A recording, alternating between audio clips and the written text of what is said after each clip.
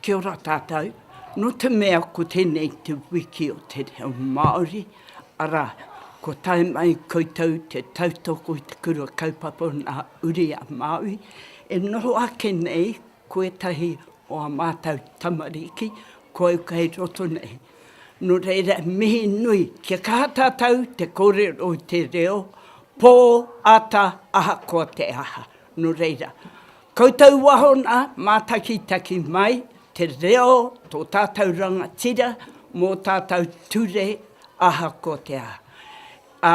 A muri tēnei, i tito te tahi waiata miharo, e pāna ki te kura, te taetanga ki te wā, i whiwhi mātou i te rā honore tino nui.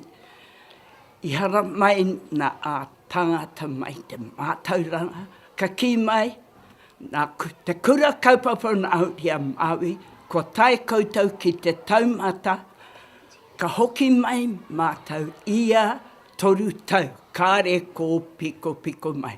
No reira, ka whakaaro au, me tito au te tahi waiata.